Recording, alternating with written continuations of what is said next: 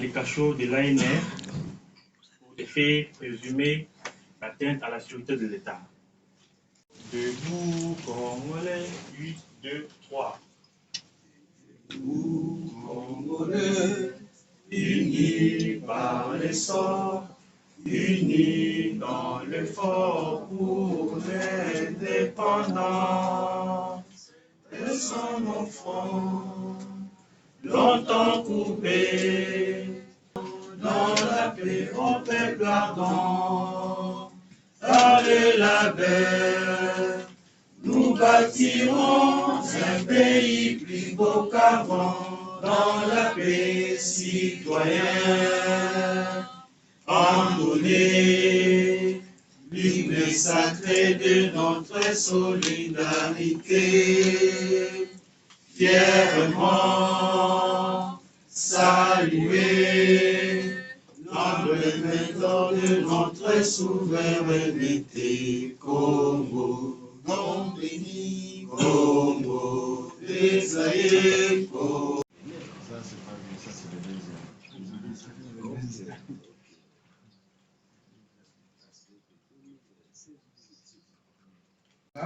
Conseiller spécial en matière de sécurité du président de la République. Mesdames et messieurs de la presse, distingués invités à vos titres et qualités respectives. Bonjour. Bonjour. Le collectif Free François Béa Kasonga est une association de faits regroupant des personnes épris de justice et de paix, des défenseurs de droits de l'homme évoluant au pays et à l'étranger qui militent et mobilisent pour la promotion et la défense des droits de l'homme, à l'instar de la situation d'injustice que traverse actuellement M. François Béa Kasonga, conseiller spécial en matière de sécurité du chef de l'État congolais, dont les droits et libertés sont violés.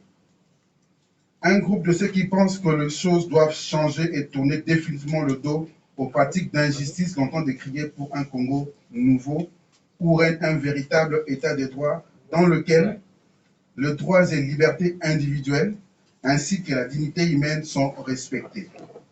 Suite à l'arrestation et la détention inédite de François Béa Kasonga, sur base de charges qui, à ce jour, restent particulièrement floues, le collectif Free François Béa Kasonga a été constitué par des défenseurs de droits de l'homme pour dénoncer l'arbitraire qu'il subit et pour défendre ses droits et libertés individuelles.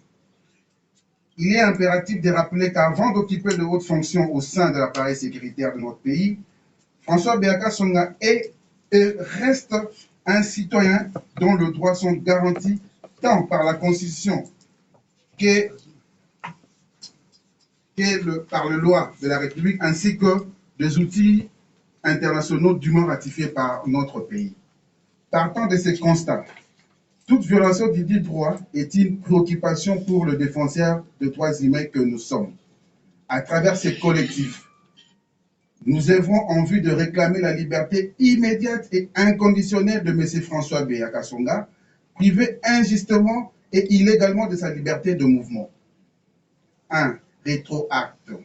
Le 5 février 2022, M. François Béa Kasonga, conseiller spécial du chef de l'État Félix Tshisekedi en matière de sécurité, est arrêté à son domicile par M. Jean-Hervé Mbelou Biocha, le nouveau patron de l'Agence nationale de renseignement et ses agents, ainsi que ceux de la détection militaire des actions anti-patrie, DEMIAP, accompagné du général Hugo Ilundo de la 14e région militaire de la ville-province de Kinshasa. Motif évoqué, 2 points. Il est soupçonné d'avoir participé à des réunions mettant en cause la sécurité de l'État et d'avoir fomenté un coup d'État.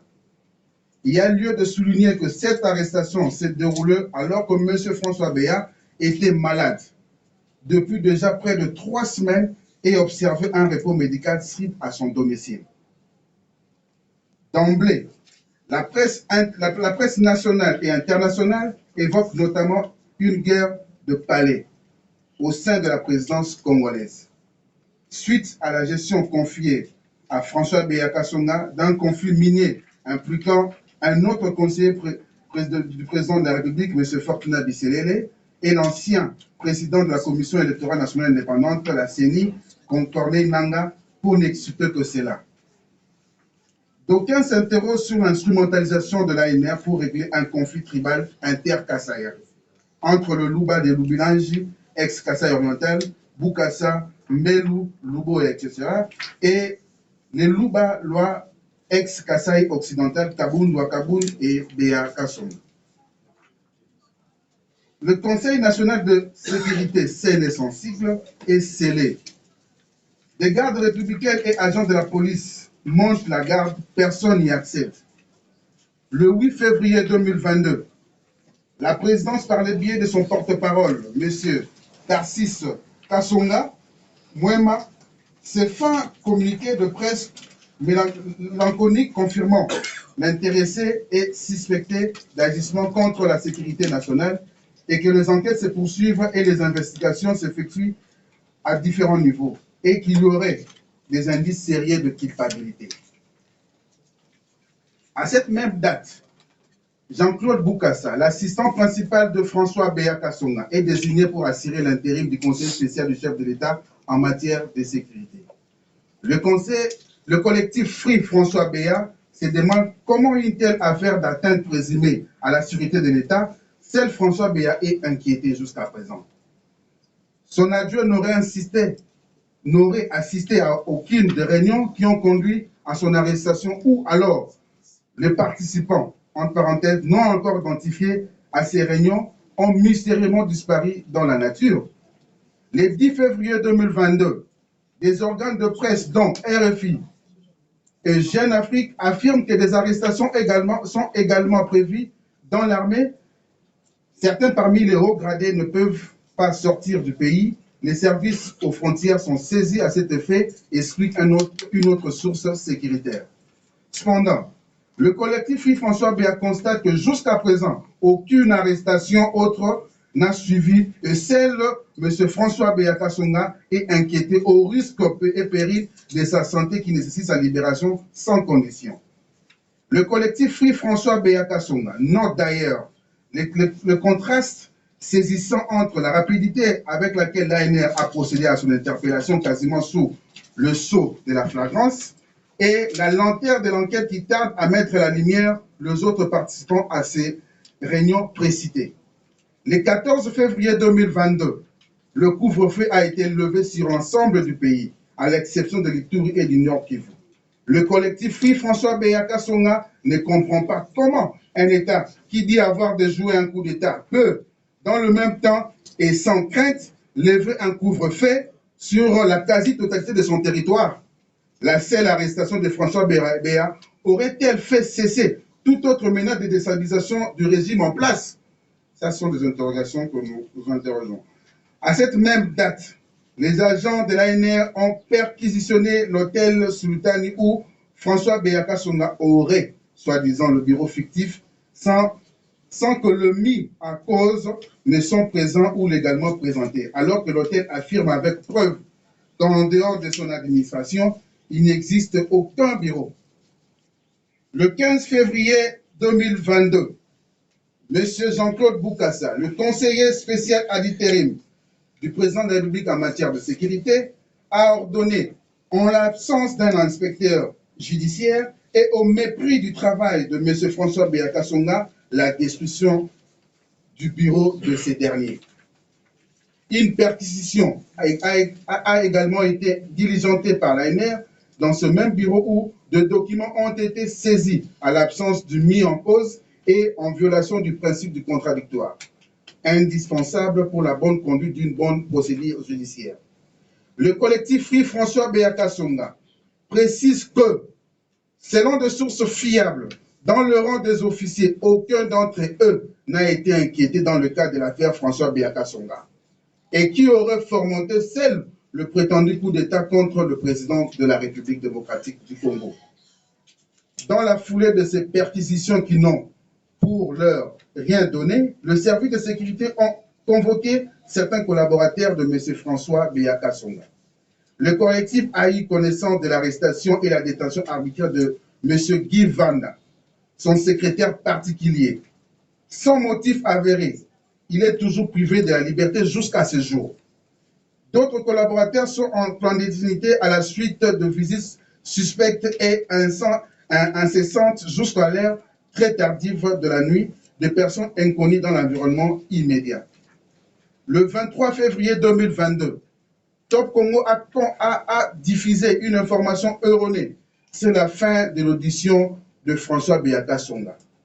Suive de sa liberté le 26 février 2022 avant de se rétracter quelques heures plus tard. 2. Considérations spécifiques. Eu égard à ce qui précède, le collectif Free François Béaka Songa souhaite partager un certain nombre de considérations spécifiques et précises qui suit à l'opinion tant nationale qu'internationale. 1. Faute de réelle accusation à l'encontre de François Béaka Songa, les allégations à charge varient de jour en jour et au gré de récits dans la presse. Plus de 3 semaines écoulées depuis que François Béaka Songa est arbitrairement détenu dans le locaux de l'ANR, sans accès à un avocat indépendant, un acte qui viole la Constitution et la Déclaration universelle des droits de l'homme. 2. Plus de 3 semaines déjà, les enquêtes de l'ANR n'ont arrêté personne d'autre que lui. Tout récemment, son secrétaire particulier, Guy Vanda, a été convoqué à l'ANR et y est détenu jusqu'à ce jour, sans raison valable.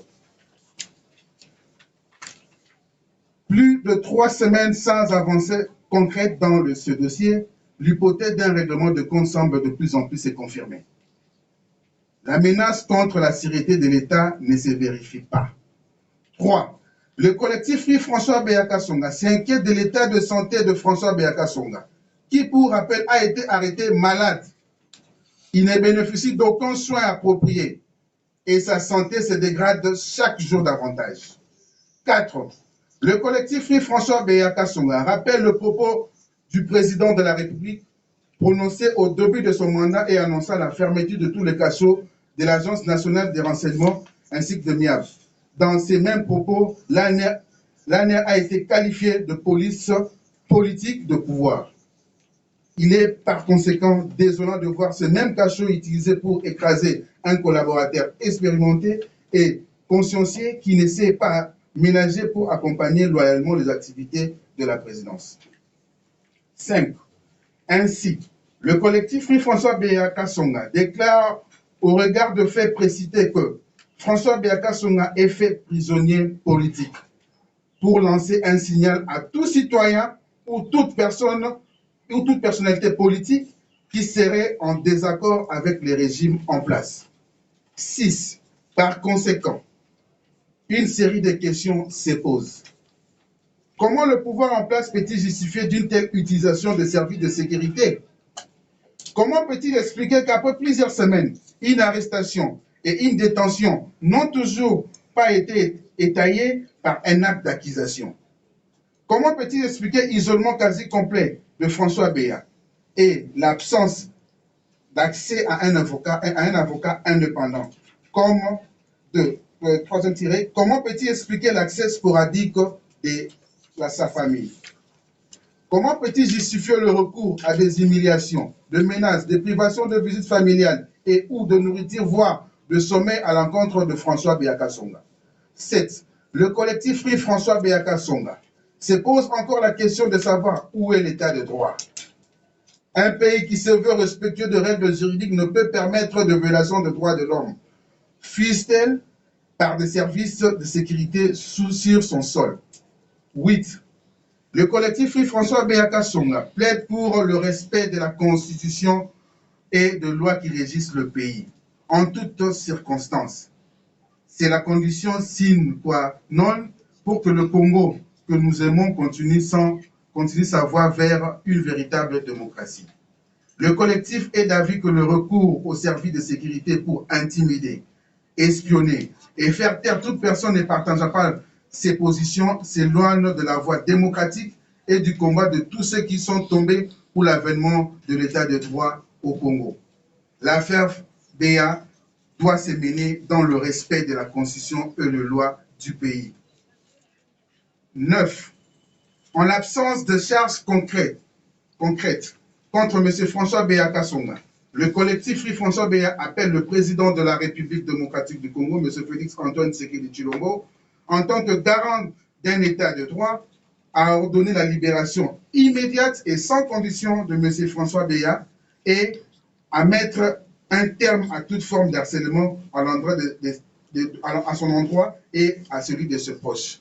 Et la deuxième hypothèse, bien qu'on n'a pas écrit ici, s'il y a de preuves qu'on transfère Béat devant son juge naturel pour régulariser la procédure. Je vous remercie.